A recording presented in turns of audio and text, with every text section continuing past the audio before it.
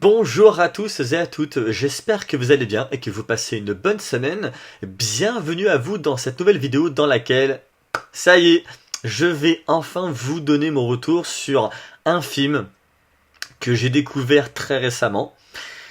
Mais suite à quelques imprévus, je ne pouvais pas sortir de vidéo, par conséquent sortir mon retour sur ce film car je n'ai pas trouvé le temps jusqu'à aujourd'hui de le faire, mais à présent c'est fait et par conséquent voici donc cette nouvelle vidéo dans laquelle je vais vous parler d'un film qui a marqué l'histoire du cinéma.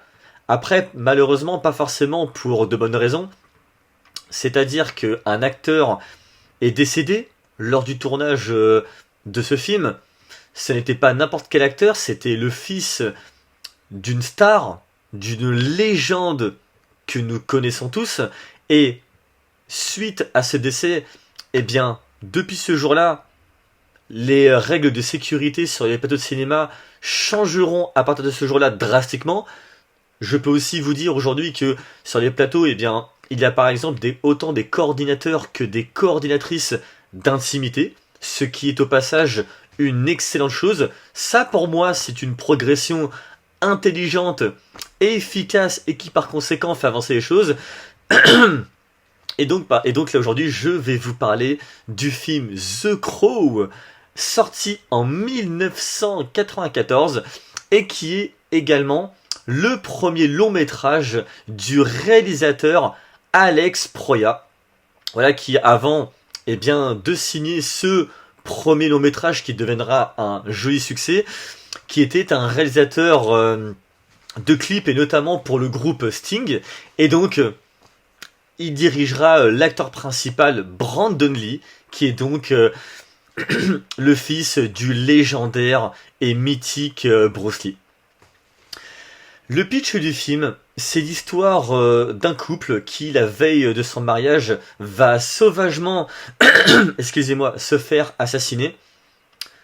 Eric Draven va se faire jeter de 6 étages du bâtiment où est-ce qu'il est avec sa future épouse.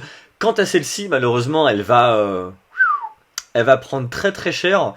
D'abord, elle va se faire tabasser. Va s'en suivre un geste irréversible. Puis elle terminera à l'hôpital et mourra dans des conditions horribles. Mais vous voyez déjà, ce premier point, pour moi, marque tout simplement ce certain génie de mise en scène que va nous offrir Alex Proyas, justement grâce à l'acte final de cette histoire. Mais ça, j'y reviendrai un petit peu plus tout à l'heure. Toujours est-il que une fois que malheureusement ce crime a été fait, la police arrive sur les lieux. Malheureusement, cette histoire n'aura pas plus de répercussions suite à des problèmes politiques ainsi que d'autres. Et 1 an plus tard, un corbeau vient se poser sur la tombe de Eric Draven. Et là, qu'est-ce qui se passe ? Il sort de sa tombe. Et donc, il va partir à la recherche de toutes les personnes qui ont participé et qui ont été responsables de la mort de sa défunte épouse. Écoutez, moi pour ma part, waouh, j'ai adoré. Pour moi, ce film est à la fois un film culte, mais également un bijou noir. Et vous voyez, ce qu'il y a de rigolo, c'est que, pour commencer, moi, quand le film se termine, la première réaction que j'ai eue, c'était quoi ? C'est déjà terminé ? Parce que vous voyez, excusez-moi, il faut que je mette mon téléphone en mode avion. Pardon, j'ai oublié. Désolé. Toujours est-il que du coup, ce qui se passe dans ce film-là, c'est qu'il y a une ambiance qui est posée. C'est du dark fantasy, si je peux dire.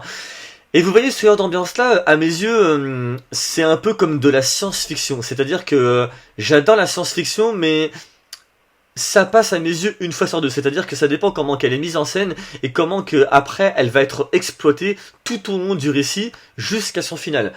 Un exemple, la série Silo avec l'actrice Rebecca Ferguson. Cette série, vous voyez, j'ai vu la moitié, mais je me suis arrêté parce que bien que je sais que cette série est riche au vis-à-vis de toutes les thématiques qu'elle aborde, ainsi que de son potentiel, son ambiance fait que ma sensibilité a du mal avec ça. Mais bon, c'est comme ça, c'est la vie. En revanche, là vous voyez dans ce film-là, l'ambiance qui est posée, ça fait un petit peu, c'est relativement dark, ça fait presque un petit peu du Gotham, mais ce n'est pas du Gotham, on est vraiment là dans du The Crow, et l'ambiance qui est posée de la part d'Alex Proya est maîtrisée, et surtout en fait elle est accessible. Et moi je sais que quand je suis tombé dedans, je voulais pas en ressortir. J'ai littéralement été baigné par ce que j'ai vu, et donc, ce film, du coup, va se diviser en deux parties. Dans une première, on va donc faire la rencontre de Eric Draven, le drame, les protagonistes. Et dans la deuxième partie, pouf, ça va être explosif. On va être un peu dans du John Woo. Mais attention, il n'y a aucun plagiat de la part du réalisateur. Le réalisateur va s'inspirer, en fait, de la marque de John Woo, notamment au niveau des gunfights, et par conséquent des scènes d'action. Mais il va seulement s'en inspirer. Voilà, il va reprendre ça, il va modeler ça, voilà, et reproposer ça à l'écran, mais avec sa propre vision à lui. Et personnellement, j'ai trouvé ça diablement efficace, ça fonctionne du tonnerre. Je pense notamment à une scène dans laquelle tu vois Eric Draven qui rentre dans une armerie, il se retrouve face à un gros lard, il va le charcuter un petit peu, puis il prend un fusil à pompe, il met quelques bacs dedans parce qu'en fait il est donc à la recherche de toutes les personnes qui ont participé à l'assassinat de sa femme, mais entre-temps, il va rencontrer des gens sur son chemin qui vont lui donner des flashbacks. En fait, tout va lui revenir en mémoire jusqu'au dénouement final. Et à un moment donné, t'as Eric Draven, fusil à pompe, les bacs dedans, paf, il tire et... Wouhouhou! Mais putain de merde, mais quelle scène de dingue! Et pour couronner le tout, au passage, il récupère une guitare et... Mais ça, je reparlerai que dans quelques instants. On va quand même terminer sur l'aspect technique.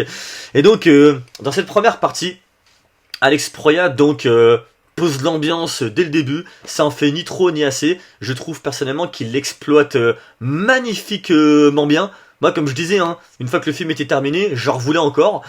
Et avec sa caméra, mais Alex Proya, il va sublimer tous les persos, que ce soit des antagonistes ou des protagonistes. Waouh! Franchement, j'ai pris un gros pied. Je pense à Eric Draven quand il sort d'outre-tombe. Il titube, plan-pied, tu le suis, mais tout en le sublimant. Ce n'est pas forcé. Tu es là pour le mettre en avant. Tu es là clairement, oui, pour le mettre en avant. C'est lui la star. C'est lui qui vient bouffer l'écran. Et Alex Proya, il exécute ça magnifiquement bien. Et là, tu vois donc Eric Draven. Il titube, il déchire sa chemise, il va s'arrêter contre le pan d'un mur. C'était terriblement jouissif. Et pareil, même au niveau des ennemis, les ennemis aussi vont avoir le droit d'être sublimés, ils vont avoir le droit d'être mis en avant comme il se doit. Je pense notamment à une scène où tu vois 2-3 gars autour d'une table avec une jolie fille aussi à côté. Chacun d'entre eux prend une balle de flingue, il la met sur sa gorge, ils prennent chacun un shoot et paf, il se l'envoie dans la tronche. Waouh! Franchement, mais le jeu est incroyable. Et quand on parle justement des antagonistes, je pense à... comment il s'appelle, à Tony Todd. Tony Todd, ça m'a fait un petit quelque chose parce que, en fait, moi, vous voyez, quand j'ai lancé The Crow, à part ce que j'avais entendu sur Brandon Lee, je ne connaissais rien de plus du film. Donc, autrement dit, j'étais totalement néophyte de ce que j'allais voir. Et donc... ce qui se passe, c'est que quand j'ai vu Tony Todd, Tony Todd, pareil, il respire la classe, il est mis à la cam à sa juste valeur, il est représenté comme il se doit, et c'est vrai que moi, forcément, j'ai pensé à lui, puis j'en profite aussi, tout comme pour Brandon Lee, lui adresser quelques mots. C'était un acteur génial, c'était un grand homme qui a à son tour apporté sa pierre à l'édifice au cinéma, et notamment le dernier film dans lequel il a tourné, qui était Destination Bloodline, et dans lequel tu vois que il est malade, mais des quelques paroles qu'il dit, j'ai trouvé que ça portait quelque part un certain hommage, et ripé à lui. Voilà, c'était une grande personne et merci à lui pour ce qu'il nous a apporté. Et donc tu vois, tous ces personnages-là, ils sont super bien mis en avant. Et donc, Alex Proya, avec sa caméra, il va tous les sublimer. La ville, c'est pareil, il va te donner plusieurs variantes en termes de cadre. C'est subjectif, tu vas être à la place du corbeau. Les animaux, c'est pareil, il est sublime aussi. T'as une scène avec un chat. Alors je me rappelle plus si c'est la gamine qui connaissait Eric Draven ainsi que l'agent de police. D'ailleurs, l'agent de police qui avait joué dans la série Oz. Alors j'ai pas le nom en tête, mais je le mettrai au montage pour que vous voyez qui il est et que vous vous y intéressez si jamais vous en avez envie. Mais toujours est-il que à un moment t'as une gamine qui est costumée un petit peu tel le petit chaperon rouge. Eh bien, elle se retrouve, soit c'est elle, soit c'est Eric, mais un des deux se retrouve face à un chat. Mais quand tu vois comment que est mis en scène le chat, ah là là là là, ça c'est bon de voir ça. J'adore ça. Je veux dire, autant la colorimétrie que l'esthétique, c'est sublimé et qu'est-ce que c'est bon de voir ça. J'aime ce genre de cinéma. Voilà, c'est tout ce que j'aime. J'adore ça et je veux continuer en fait à en bouffer. Donc voilà quoi. Et donc d'ailleurs en parlant de cette gamine, et là ça va rebondir maintenant sur ce que Alex Proya a fait de génial, c'est que quand il faut des scènes de violence, ça y va à fond, mais par contre, quand il faut qu'il y ait de la poésie, waouh, mais c'est magnifique. Je pense totalement du coup à cette gamine qui à un moment donné il va y avoir une scène avec sa mère qui va rencontrer le personnage de Eric Draven qui va la remettre entre guillemets dans le droit chemin, mais il va le faire mais par bienveillance. Et donc une scène, juste une seule, pas besoin d'en faire 10 milliards. La fille, la maman, voilà, elle lui fait un petit déjeuner posé, voilà, il y a 2-3 paroles mais c'est parfait, c'est équilibré, ça en fait ni trop ni assez. C'est sublime, ça respire l'amour, ça respire la vie. Voilà, relation maman-fille. J'ai adoré. J'ai trop kiffé ces petits moments comme ça. Voilà, c'est poétique, c'est violent, mais ouais, j'ai vraiment trouvé ça très très beau. Et à présent, pour en revenir à la fameuse guitare que va récupérer Eric Draven. Aïe aïe aïe aïe aïe aïe aïe. On en parle du son ou quoi les amis? Wouhouhouhou. Le son sans déconner, la bande son, mais elle est mortelle. Je me rappelle que durant les 1h40 de film, à chaque fois que j'entendais, hop, je chasamais sur mon iPhone, c'était trop jouissif. Et c'est là où vous voyez, là c'est du vrai cinéma, il y a un vrai travail, c'est abouti jusqu'au bout. C'est-à-dire que la musique, quand il faut qu'elle soit agressive pour desservir une scène d'agressivité, ça y va. En revanche, quand on doit être sur une scène posée et qui va dégager une forme de poésie ou même de charme tout simplement, eh bien la musique va être en parfaite synchronisation pour desservir justement cet élément-là. Et magnifique, franchement c'est vraiment parfait hein. Le montage autant des images par conséquent que de la bande son, la synchronisation c'est du tonnerre et franchement c'est de la bebon atomique quoi. Donc que vous dire, ouais, c'est que voilà que j'ai adoré. Et du coup pour terminer, je vous parlais de l'acte final sans déconner.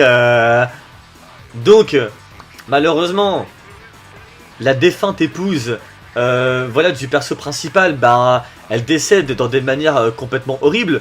Mais justement à la fin moi lors de l'acte final je me demandais mais comment que le réalisateur va te tourner ça. Ils font un battle et tout ça. Et là, il va donc jouer avec les codes du fantastique. Là, il les applique, mais tout en mettant en avant la douleur qu'a subie cette dame, il va le faire sur l'ennemi. Et ouais, franchement, mais c'est magistral de faire ça en fait, c'est génial. En un plan, il n'y a pas besoin que ça dure 100 ans, il n'y a pas besoin d'en faire des tonnes et des pas possibles, non. Il t'a exécuté ça d'une main maître et bravo. Ah là là, ouais, j'ai trop aimé. Et c'est pareil aussi, j'allais l'oublier, mais pareil, la colorimétrie du film, elle est géniale, hein. Franchement, dans les flashbacks, ils sont bien posés, c'est bien calibré aussi. Et pareil, la lumière, le jeu de lumière rouge, waouh. Oh là là, qu'est-ce que j'adore cette lumière ambiance, franchement, c'est pareil, c'est pas mis à n'importe quel moment, n'importe quand, c'est toujours placé au bon moment. Et voilà, comme je l'avais dit en début de vidéo, j'ai adoré ce film, je suis très content de l'avoir enfin découvert. Voilà, malgré, pas des a priori, mais malgré qu'à la base ça me tentait pas forcément trop quand je voyais la cover, mais bon, vous voyez comme quoi, voilà, des fois, bah faut se jeter à l'eau, puis ben, voilà, quand c'est bien fait, ben on va jusqu'au bout, on est dedans, et puis voilà. Vous les copains, les amis, mes chers abonnés, dites-moi en commentaire ce que vous avez pensé de ce film. Autrement, on se retrouve cet après-midi pour une autre vidéo, et si admettons vous ne voyez pas cet après-midi cette vidéo qui pourrait ne pas forcément vous plaire, il n'y aura pas de problème, hein, comme à l'accoutumée. Mais en tout cas, on se retrouve dans tous les cas pour une prochaine vidéo, et sur ces belles paroles, portez-vous bien, allez, passez une bonne journée, et à plus tard.